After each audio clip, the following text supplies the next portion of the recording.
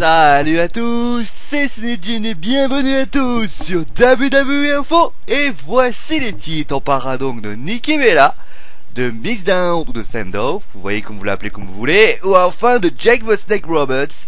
Mais avant toute chose, parlons bien sûr de ce qui s'est passé à Raw avec une information importante. Comme vous le savez, certains événements peuvent avoir lieu dans le public et parfois c'est assez désagréable, et comme lorsque la sécurité a dû raccompagner un spectateur à la sortie.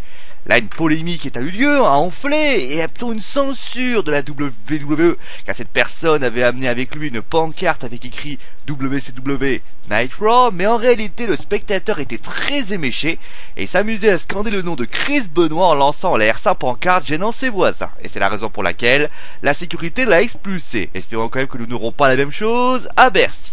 Allez, place maintenant à Nikki Bella qui épate les officiels, car il faut savoir que dans le segment de réconciliation entre les Bella Twins, beaucoup ont sans doute vu l'agressivité de Nikki Bella contre de sa sœur, beaucoup ont été choqués, beaucoup ont été déçus, et sans doute également beaucoup ont été impressionnés par sa promo, qui a été de très grande qualité, et la Bella qui s'était remise en question après les quelques critiques sur son débit trop rapide du Raw après le SummerSlam. Grâce à cela, Nikki Bella se plaçait comme une heel naturelle et a sans doute marqué des points par rapport à sa sœur. Maintenant, cette séparation pourrait être de courte durée afin de pouvoir créer une storyline au sein de la Total Diva entre les deux jeunes femmes, et il semblerait que les Bella Twins se réconcilient avant la fin de la troisième saison de Total Diva. Est-ce que ça voudrait dire que Nikki Bella ferait un face turn après, ou est-ce que c'est donc Brie Bella qui ferait un heel turn? Mystère et boule de billard. On continue donc avec Damien Sandow ou Damien Mixdown, vous l'appelez comme vous voulez, qu'on pourrait appeler aussi comme le caméléon, car depuis quelques mois il a sans doute perdu la tête quand il a décidé d'avoir cette gimmick, comme il le dit, c'est lui qui le dit, de bouffon.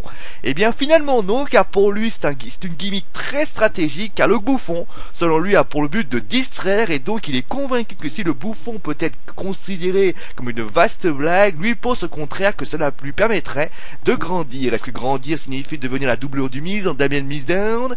Est-ce que c'est la grande question? $1 million. En tout cas qu'il fasse gaffe, parce que Chavo Guerrero disait la même chose et après il est parti.